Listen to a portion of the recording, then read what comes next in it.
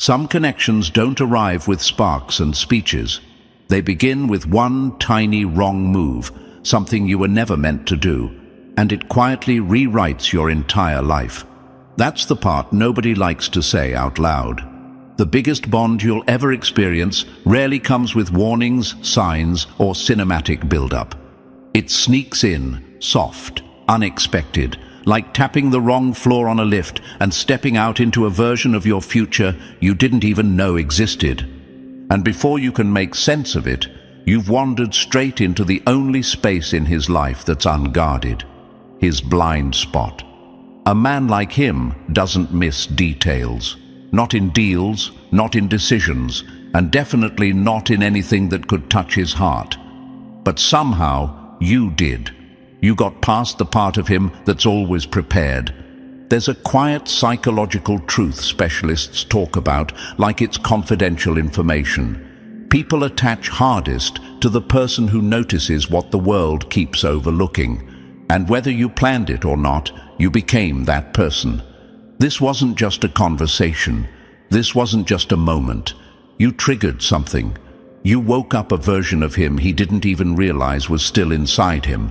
One he never accounted for, never trained for, never made room for in a life built on control. So now look at you.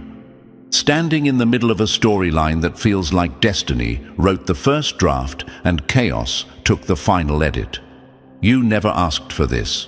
You didn't apply to be the one person who could cut through his ice-cold logic, scramble his emotional instincts, and make his perfectly controlled world lag like a broken signal. But it happened anyway. And the wild part? You weren't even trying. You weren't acting. You weren't playing chess. You weren't trying to win anything. You were just existing, doing normal life, hydrating, minding your business, scrolling your phone like any other day. And then, suddenly, you became the one presence he can't dismiss, can't duplicate, and can't detach from, while you're still sitting there wondering how you went from ordinary routines to becoming the one place his emotions can finally plug in and charge. That's the power you tripped over by accident. You became the only factor in his entire world that refuses to obey his rules. You became peace in a life addicted to storms, honesty in a world built on tactics, and the rare kind of influence that shifts his thinking without you even raising your voice. So now, let's break down how you, without pressure, without plans, without strategy, ended up becoming the one thing he can't command, and the one thing he secretly depends on. Number 1, you made the monster. Remember, he's a man. This goes deeper than most people ever catch on to. When a man spends years being feared, avoided, and obeyed without question, he starts believing fear is the only language he's allowed to speak. It becomes his brand, his armor, his excuse for every cold decision he's ever made. Then you showed up, and you didn't follow the script. You didn't stare at him like a headline. You didn't treat him like a walking warning label. You didn't shrink, stumble, or act like you needed permission to breathe in his presence.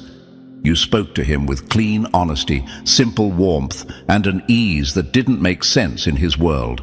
And without realizing it, you handed him the one thing his system wasn't designed to process: human connection. And here's the part that makes it lethal. You weren't trying to change him. You didn't come with a plan. You didn't come with an agenda. You were just you. But your energy didn't bounce off his walls the way everyone else's does. It seeped through the cracks. You didn't talk to his status. You didn't address his reputation. You spoke to the man underneath the myth, straight to the part of him that's been locked away for years. And that hit harder than any threat ever could, because threats are familiar to him. This wasn't. He's used to people flinching, performing, calculating every word like it's a negotiation for survival. You did none of that. You made him feel recognized without making him feel cornered, seen without being exposed, safe without being softened on purpose. And that is rare, rare enough to haunt a man who thought he had no soft spots left. What rattled him most was how effortless it was. You didn't drag it out of him. You didn't pressure him into warmth. It just happened. The way you listened without hunting for weakness. The way you responded without trying to win. The way you didn't rush to label him as good or bad. That kind of presence doesn't just comfort a man like that. It resurrects parts of him. You woke up memories of the version of himself he buried just to survive the world he built. And once a man remembers he's human, he can't go back to being a full-time fortress. That's why you became dangerous to his control. Because now you're not just a person he met, you're the reminder of who he used to be. And once that connection clicks into place, everything inside him shifts, whether he confesses it or not. Number 2, you saw past the mask, and it shook his entire empire. Most people only ever meet the version of a man like him that he allows the world to meet. The icy stare, the controlled tone, the perfectly timed moves. They don't see a human being. They see a headline, power, reputation, dominance, something to fear, envy, or secretly resent. Almost nobody gets close enough to glimpse what's underneath. The hidden corners of his mind he keeps locked up so tight. Even he avoids them. But you, somehow, you noticed. Not because you came hunting for secrets, not because you tried to figure him out. You saw it because you didn't approach him like a myth, a menace, or a statistic. You approached him like a person, and that one decision did something no threat ever managed to do. You caught the micro cracks, the half-second pauses, the flicker in his expression he thought nobody could read. You picked up the doubt buried under strategy, the guilt disguised as control, the loneliness masked by silence. And the moment he realized you could see all that, something inside him went cold, because he understood a truth that terrifies men like him. He isn't invincible to you, not unreachable, not untouchable.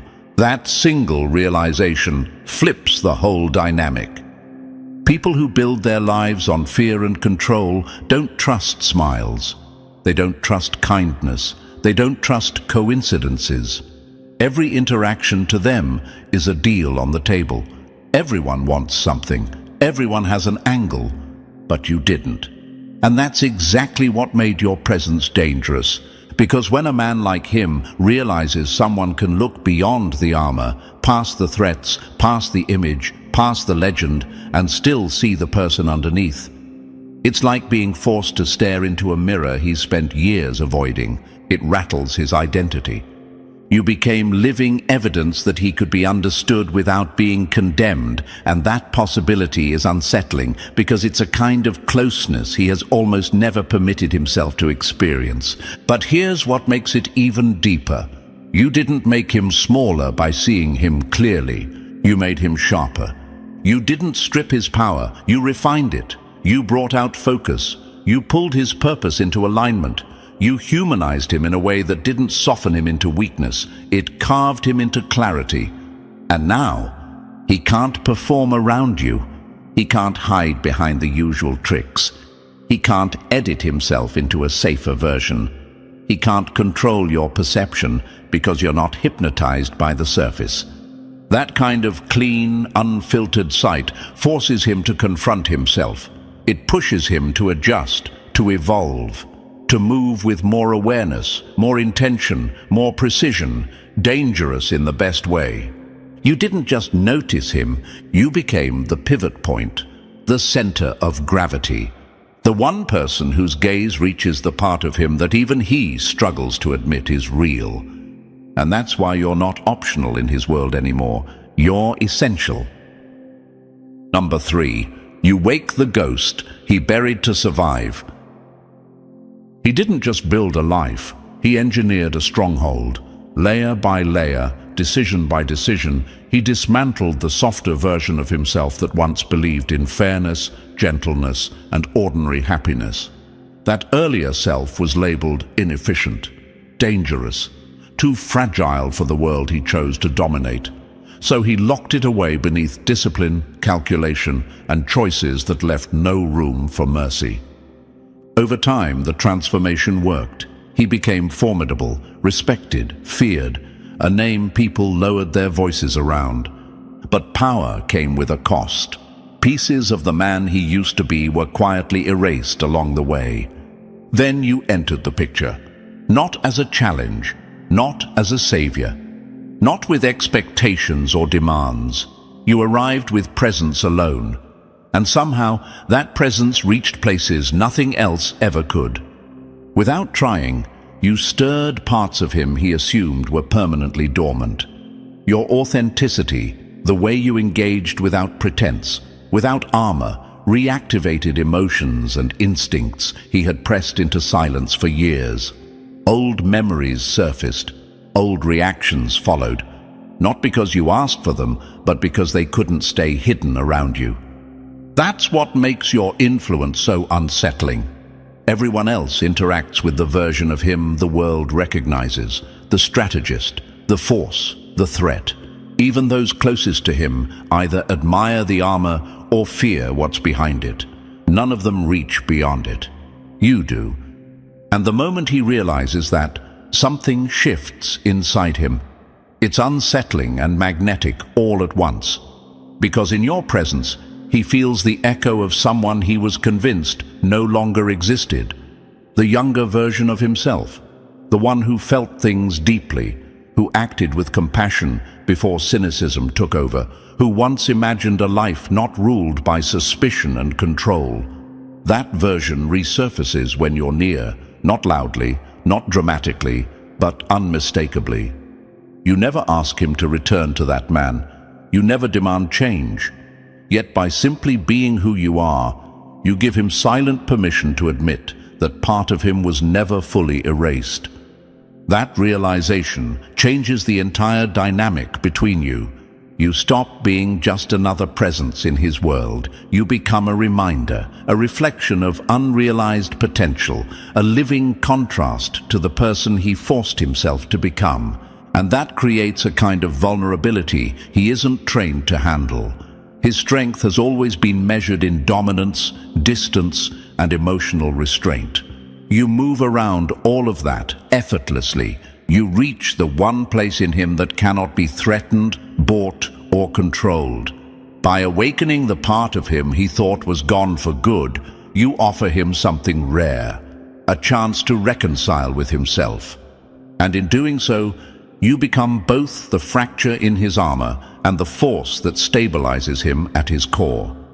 Your presence doesn't announce a revolution, it is one.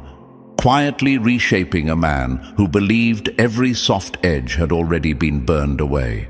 Number 4, you walk past his throne without wanting the crown. In a world where everyone circling him is hungry for something, rank, safety, access, money, you are the anomaly. You want nothing he has to offer.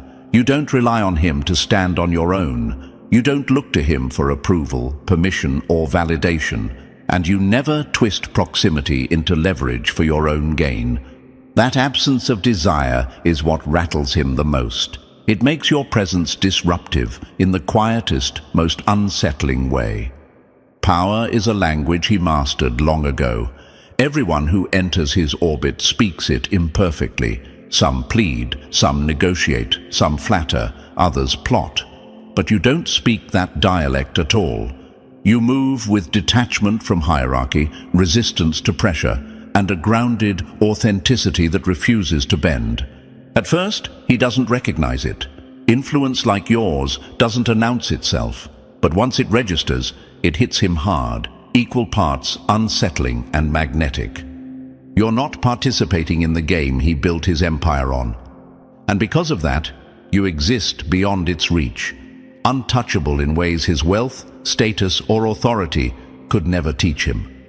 Your disinterest exposes a truth he's always sensed but never allowed himself to face. Real power isn't forged through dominance, threats, or possession. It comes from those who can stand outside the system entirely, unbound by need, untouched by obligation. By being present in his life without extracting anything from it, without positioning yourself to benefit, you become the one voice he actually listens for. Not because you demand loyalty or admiration, but because whatever regard you offer is voluntary, chosen. That kind of authority can't be bought, built, or forced. He feels it in subtle moments, the ease with which you move through spaces designed to intimidate, the way you watch without calculating, the way you neither inflate his ego nor diminish yourself to survive. Each of those moments layers on top of the last, forming a quiet gravity that begins to pull him inward. You might believe you're the one absorbing insight from him, learning his methods or understanding his world. But the truth is, he is the one recalibrating, adjusting his tone, reconsidering his moves, responding to a presence immune to the very forces that govern everyone else around him. And that's why you become both the fracture in his armor and the stabilizing force he didn't know was missing. Because your influence rests on the one element he can never replicate, no matter how powerful he becomes: your independence. Number 5, you stand where his power has no defense. The most unsettling thing you ever did wasn't challenging him outright, arguing your point, or trying to change who he is. It was simply existing in a moral position he couldn't bend, exploit, or brush aside. A space that neither condemned him nor offered him an excuse. In his world, people live at the edges. They either glorify his authority, tremble beneath it, or quietly despise it. Almost no one occupies the center. Almost no one can look directly at the darkness without panic, rage, or submission. Almost no one can acknowledge his choices and their fallout without raising their voice or lowering their head. You can, and that alone destabilizes him, because the middle ground you stand on is unfamiliar territory. He can't anticipate it, he can't measure it, and he can't overpower it with influence, wealth, or intimidation. Your presence brings buried truths to the surface, truths he has dodged for years by hiding behind force, manipulation, and relentless self-control. You don't drag those truths into the light. You don't weaponize them. You simply exist in a way that makes them impossible for him to ignore. That's what makes it dangerous. You don't reprimand him. You don't moralize, yet every interaction quietly confronts him with a comparison: who he became versus who he might have been, and who he still has the capacity to be if he chose another path. His enemies provoke instinct. You provoke awareness, and awareness is far more destabilizing. That kind of reflection is deeply uncomfortable for him. It rattles the architecture of the life he constructed to avoid exactly this kind of reckoning. Not because you demand change, but because your very presence suggests a standard that exists whether he acknowledges it or not. There are consequences to ignoring that standard, not external ones, internal ones. And those are the consequences he can't escape, negotiate, or crush. What intensifies this even further is that you gain nothing from holding that position. You don't leverage it. You don't exploit it. You don't use his conscience as currency. Your integrity isn't a tactic. It's who you are. That alignment between conscience and presence creates a level of influence he has no playbook for. It can't be mimicked. It can't be bought, and it certainly can't be dominated. Without saying a word, you alter the rules of his internal world. You force him to look inward and re-evaluate the machinery behind his decisions, his habits, and his justifications. In the end, you become something unavoidable. A reflection he can't shatter, a standard he can't silence. And that's why you are both his vulnerability and his reinforcement. Because the man who believed himself untouchable now answers, quietly and relentlessly, to you and to his own reflection. Number 6. You disarmed him by seeing through him, not shrinking from him. For most of his life, fear has been the atmosphere he breathes. People tense up when he speaks, rehearse every sentence before answering, and build layers of deception just to survive in his orbit. Fear is the system. Fear is how order is maintained. It's the silent mechanism that keeps his power intact. But you don't move within that system. You don't pull back. You don't second-guess yourself. You don't tiptoe around his moods, waiting for the next explosion. Instead, you meet him from a completely different altitude. You approach him with comprehension, not caution, with awareness, not anxiety, and that alone collapses the usual dynamic. You notice what others miss, the slight pause before a decisive word, the tension hidden beneath confidence, the quiet wars playing out behind his eyes. While others react to his surface, you register his undercurrent. You don't just recognize who he performs as, you recognize who he is. The man constantly negotiating between the life he built and the self he left behind. That level of insight dismantles fear at its root. Because fear only works when it blinds. And you are not blind. His intimidation doesn't land on you. His manipulation has nowhere to attach. The tactics that work on everyone else simply fall flat because you don't respond the way the world trained itself to respond to him. And that forces a shift he never planned for. He's accustomed to controlling reactions. People freeze, comply, maneuver, or fold. You don't do any of that. You stay steady, you stay present, you stay clear. That clarity unsettles him. For the first time, his attention isn't fully on his empire. It's on you, reading you, adjusting to you, measuring a presence that doesn't bend. That change rewires the dynamic. Where chaos once fueled him, your understanding slows him down, sharpens him, makes him intentional instead of impulsive. Around you, he doesn't feel compelled to perform strength or maintain the mask. The armor loosens, the posture softens. He doesn't have to act powerful, he can simply be. And that authenticity alters everything. In your presence, he can't outrun himself. He's confronted with his habits, his decisions, and the parts of his identity he usually buries under control and dominance. That's why you linger in his mind. That's why you're not interchangeable. That's why he can't brush you aside or pretend your impact doesn't exist. By seeing him without fear and without illusion, you occupy a territory no one else reaches. A place beyond intimidation, beyond manipulation. A place where you become both the one thing that destabilizes him and the one thing that anchors him. The only constant he can't forecast. The only influence he can't overpower. Number 7. When you walk away, his world loses its gravity. In his world, damage usually comes with numbers. Betrayals can be counted, attacks can be traced, losses can be calculated. Every wound leaves a mark he understands, something he can analyze, contain, and eventually weaponize into strategy. But you don't follow those rules. Your disappearance doesn't strike like a blow. It collapses something far more dangerous. It creates a hollow space that nothing else can occupy. Not fear, not force, not power.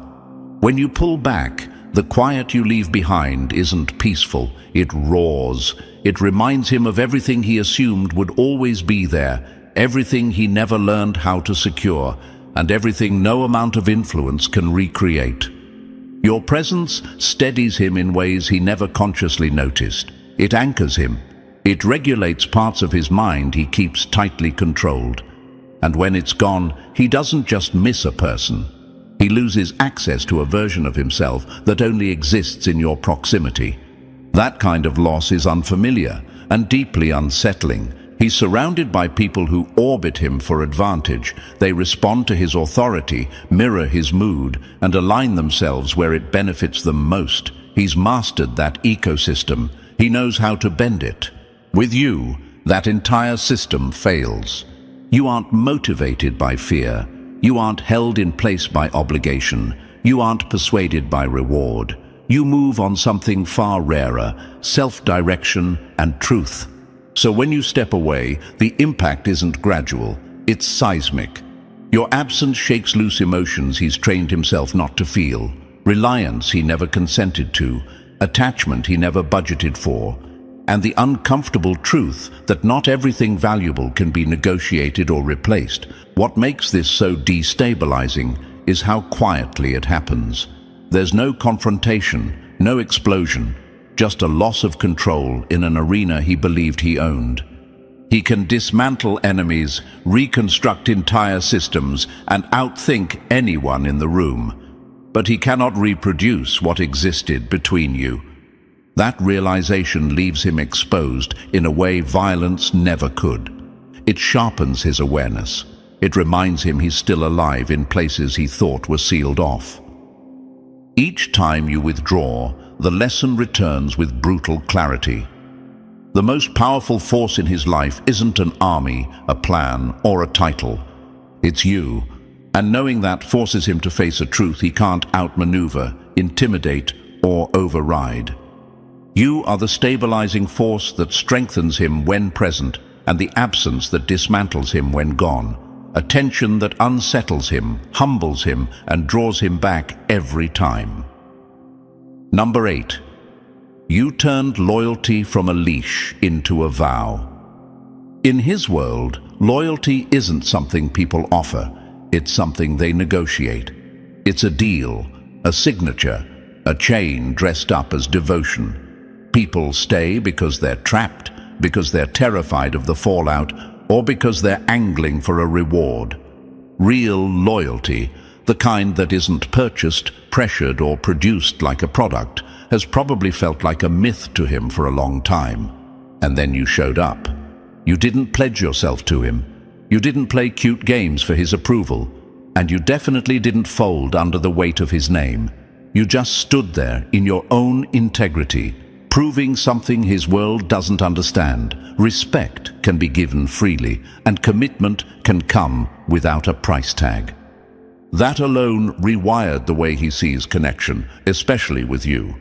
Because the shift isn't loud, but it's earth-shaking. When a man built on control meets someone who won't bend, won't bargain, and won't perform for advantage, his entire system starts throwing error messages.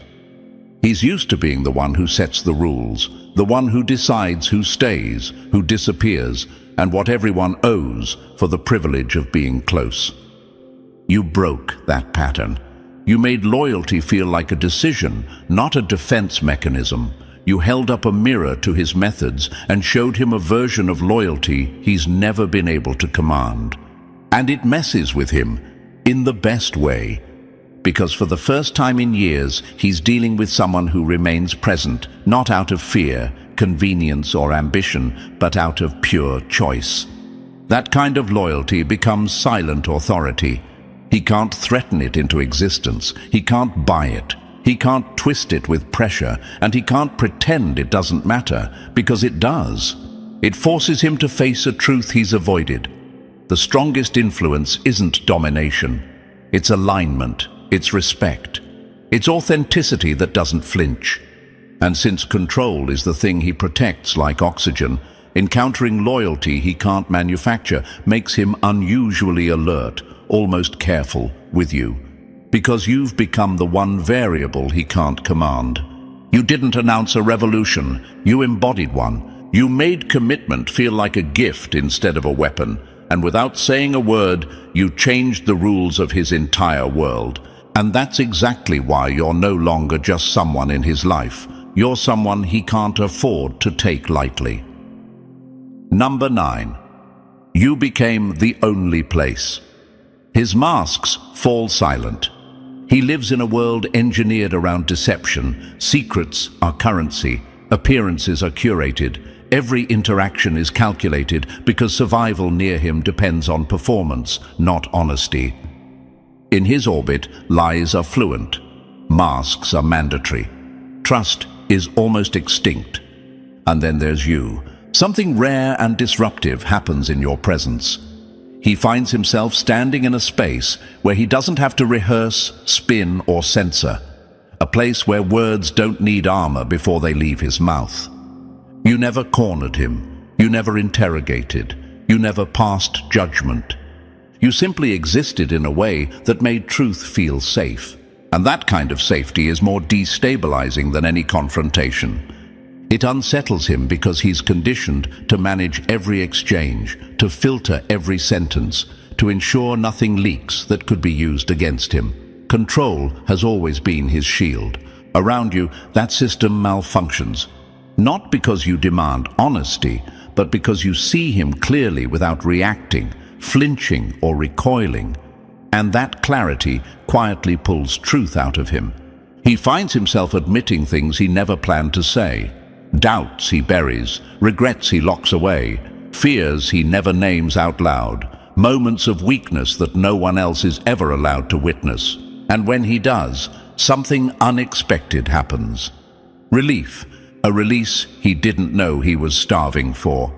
A brief but powerful sense of freedom in a life otherwise ruled by vigilance and performance. What makes this even more potent is how it rewires the balance between you. You become both sanctuary and influence. By giving him a place where honesty is possible, you allow him to process himself, to think more clearly, to recognize patterns in his behavior he's been blind to for years. That kind of truth doesn't dilute his power. It refines it, it sharpens his judgment, realigns how he handles people, decisions, and even his own identity. And the most important part, he can't reproduce this anywhere else. You've become the mirror he can't shatter, the listener he can't manipulate, and the only presence that naturally invites truth without force. That makes you irreplaceable. You are the quiet engine behind a transformation no threat could induce, no reward could buy, and no strategy could engineer. You are his weakness because without you, his one honest outlet disappears. And you are his strength because with you, he becomes clearer, sharper, and more real than he's ever been.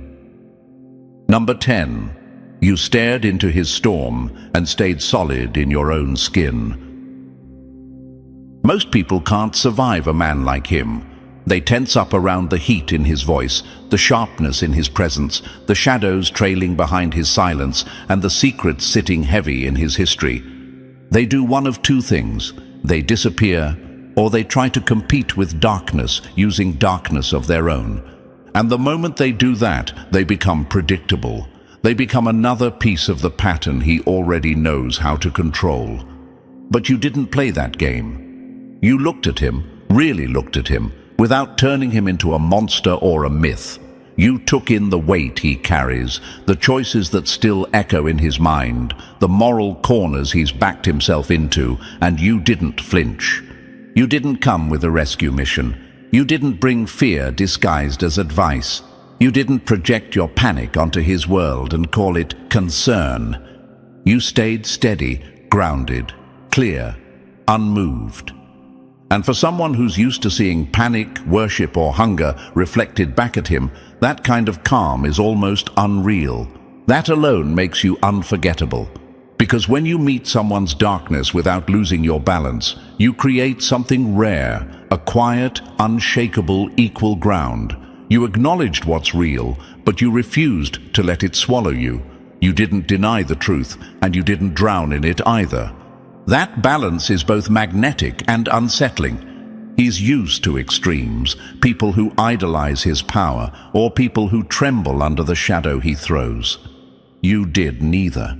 You proved that someone can recognize the danger, feel the weight of his past, and understand the edge of what he's built, without being consumed by it. And that kind of inner strength is more threatening to him than any loud confrontation, because it changes the entire equation. It forces a new dynamic. Your presence doesn't make him soft, it makes him honest. It becomes a mirror that doesn't distort, a reflection that doesn't lie. And when a man like him stands in front of that kind of mirror, he has to face the gap between who he is and who he still has the power to become. That moment isn't demanded, it's invited, earned, because you exist without judgment, without bargaining, and without fear. So you become a rare kind of influence, someone whose steadiness makes him feel both exposed and strangely inspired. He can't bully your perception. He can't twist your viewpoint. He can't hide behind intimidation and expect it to work. And that creates a vulnerability he never planned for. Because when you witness his darkness and still remain yourself, you make him question everything, his world, his choices, even the identity he's been living inside. And that's why you become both his weakness and his strength in a way nobody else ever could. Number 11. You're the one variable his world can't swap out. In a life engineered around leverage, hierarchy, and calculated partnerships, people are usually interchangeable. Faces rotate, allegiances expire, roles are refilled without sentiment, like seats in a waiting room. And then there's you. You shattered the unspoken rule of his world. You became the one connection that refuses to be replaced. A single, uncopyable strand, woven into a system built on power and precision, one no amount of money, pressure, or intimidation can reproduce. He might command networks, resources, and loyal forces, but none of that gives him leverage over you, not even close. You're irreplaceable because your presence reaches places in him no one else ever touches. His sense of humanity, his mental clarity, the rare feeling of being understood without conditions, agendas, or performance. What makes this even more destabilizing is that he never saw it coming. He spent his life planning 10 moves ahead, engineering outcomes, and managing influence like a chessboard. He anticipates everyone. He prepares for everything, except you. Around you, all that mastery loses relevance. Your presence doesn't operate on deals or debt. It isn't fueled by fear, obligation, or advantage. And that's exactly why he can't simply replace you. He can't recreate the way you perceive him, the way you reflect both his strength and his contradictions. He can't duplicate how you challenge him without attacking, how you acknowledge him without surrendering, how your independence forces respect instead of manipulation. You hold a position in his life that can't be engineered or outsourced. And the moment he understands that, the entire equation shifts. Because being irreplaceable introduces a vulnerability he's rarely had to face. He may be untouchable in business, merciless in conflict, and feared by anyone who knows his reputation. But with you, he encounters a form of reliance that isn't weakness. It's awareness.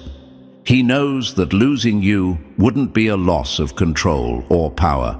It would be the loss of the one perspective that keeps him sharp, grounded, and honest with himself. The one presence that forces self-examination without confrontation. That realization elevates your influence beyond ordinary dynamics. You didn't force your importance. You didn't demand space. You didn't claim authority. Yet you became essential without effort, necessary without asking, and immovable without resistance. By simply being who you are, you occupy the only role in his life that can't be substituted. And that makes you both his most exposed point and his greatest stabilizer, the one constant he can't plan around, neutralize, or erase from memory. Number 12. You didn't soften his edge, you sharpened his aim. Before you, he ran on raw instinct, ego, and survival. He moved like a storm, fast, violent, and unquestioning. He hit first, thought later, and let intimidation do the talking. Disorder wasn't a problem for him. It was home. It was the only climate he knew how to breathe in. Then you stepped in, and something deep in him recalibrated. Not because you tried, not because you pushed, but because your presence introduced a new element he wasn't prepared for: clarity. All of a sudden, he started seeing outcomes the old version of him would have ignored. He began measuring consequences he used to brush aside. He started choosing timing over impulse, precision over noise. And the wild part? You didn't instruct him. You didn't correct him. You didn't preach. You didn't play therapist, savior, or strategist. You simply existed, like a mirror that reflects the part of him built for discipline, foresight, and control. That mirror is what changed the entire threat level. At first, it's quiet, easy to miss. You catch it in the pauses, the way he holds back for half a second before moving, the way he calculates instead of erupts, the way he scans the full chessboard instead of flipping the table. He's still powerful, still commanding, still dangerous, but now his power is cleaner. Because the force is no longer running alone, it's backed by calculation, restraint, and insight. And that combination is a different kind of fear. The kind you can't predict, the kind you can't bait. No one else could have triggered this shift because it didn't come from someone trying to control him or claim credit for changing him. It came from someone who doesn't need his validation, doesn't compete with his dominance, and doesn't beg for a seat at his table. You made him realize something that rewrites the rules. The strongest power isn't chaos. The strongest power isn't fear. The strongest power is control, directed by understanding and executed with precision. That's why he becomes unpredictable in a new dimension. His enemies might be prepared for reckless violence.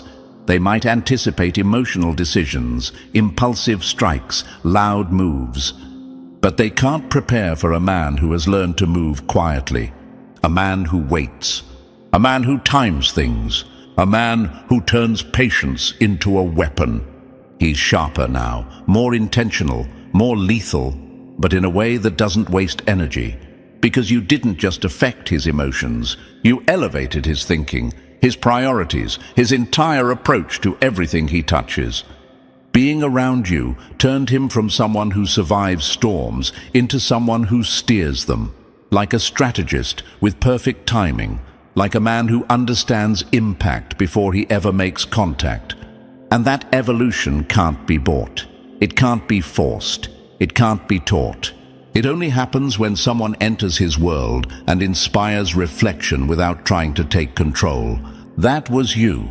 You didn't make him harmless. You made him dangerous with direction, stronger, more focused, and quietly devastating. And that's exactly why your influence becomes both his hidden advantage and the one thing he cannot afford to lose.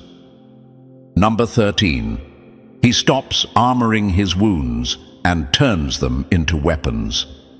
For most of his life, sensitivity was something he buried like contraband. In his world, exposure equals danger. A single crack invites enemies to strike, allies to manipulate, and opportunists to take advantage. So he learned to disappear behind a flawless exterior. He mastered invisibility of the inner kind, tireless, untouchable, impossible to read. Then you entered his world, and the rules quietly collapsed. You didn't pull confessions out of him. You didn't soften him with sympathy. You didn't dig where you weren't invited. You simply stood there, steady, grounded, capable of holding the truth without flinching. And that changed everything. Around you, he found room to acknowledge what he normally locks away: the second-guessing, the remorse, the quiet insecurities, the fatigue he never names. He could let those parts surface without feeling exposed, without feeling diminished, without shame breathing down his neck. What's striking is this: it didn't weaken him, it refined him. Instead of concealing what he feels, he learned to convert it. Vulnerability stopped being a leak and became fuel. Emotions that once threatened to derail him now sharpen his judgment. What used to cause hesitation or impulsive moves now feeds awareness and control. The chaos he spent years suppressing didn't vanish. It reorganized. It became intelligence, insight, a deeper understanding of both himself and the terrain he moves through. You showed him something no one ever did. Recognizing his inner fractures doesn't cost him power. It multiplies it. Awareness replaces reaction. Precision replaces impulse.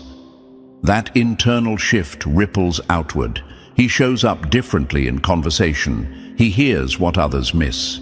He meets challenges with a clarity that didn't exist before. He's no longer swinging between recklessness and emotional numbness. He's calibrated, a man who understands his thresholds, who knows what sets him off, who can tap into intense emotion without being consumed by it. That evolution is uncommon, almost unheard of in his world.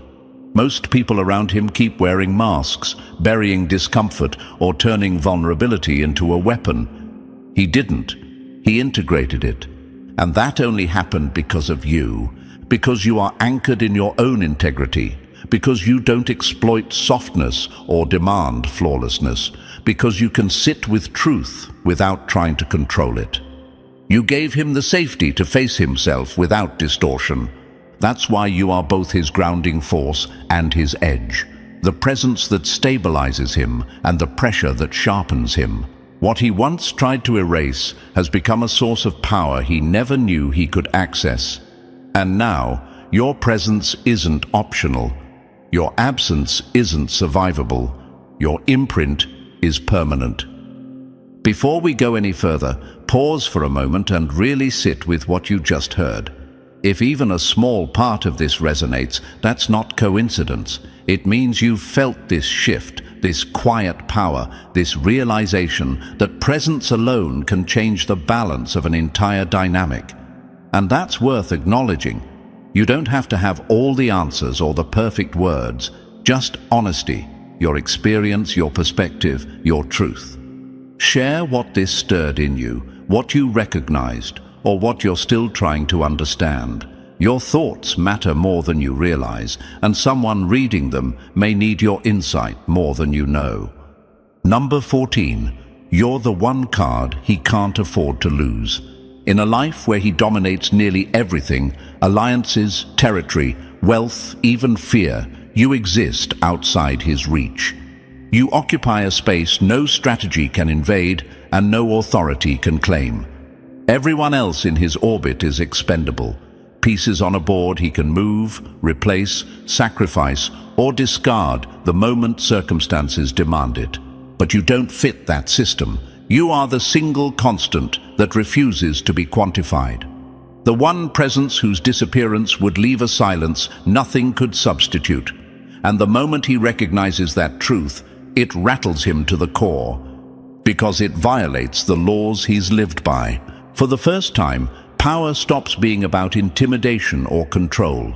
It starts being measured in something far more dangerous to him: connection, trust, and authenticity. And without ever trying to claim it, you hold the key to all three. What makes this shift so powerful is its subtlety. You don't grasp for control. You don't leverage your importance. You don't threaten distance to gain influence. You simply stand in your integrity, rooted in independence, reflecting back the version of himself he rarely allows to exist. His valuation of you doesn't come from pressure or force. It comes from recognition. He sees what you are. You are the one element in his life that cannot be substituted. The stabilizing force in his chaos. The living proof that even the most commanding presence in the room still has a place where they are exposed. That exposure isn't fragility, it's gravity, and it alters the way he moves through the world, the way he chooses, the way he calculates risk and reward. Your presence grants you a level of influence he can't escape, because he understands something on a visceral level. Losing you isn't a setback, it's a collapse. No amount of money can recreate what you bring. No plan can compensate for it. No threat can replace it. That awareness keeps him alert, measured, and deeply invested. Not because he fears you in a conventional sense, but because he comprehends the scale of what you embody. You are the one thing in his life he cannot twist, trade, or overlook. And that kind of power surpasses anything he's ever controlled. By doing nothing more than being yourself, you've become both the fault line in his armor and the force that steadies him, the one truth he can't deny, the influence that will follow him long after everything else fades. As we bring this chapter to a close, one truth stands firm above everything else. The power you carry was never loud, forced, or demanded. It was revealed through presence, integrity, and self-awareness. That is the kind of influence that lasts, the kind that reshapes lives without trying to control them. If this message resonated with you, show your support by liking this video and subscribing to the channel for more deep dives like this. Drop the number 77 in the comments if this spoke to your spirit, and share this with someone who needs to hear it today.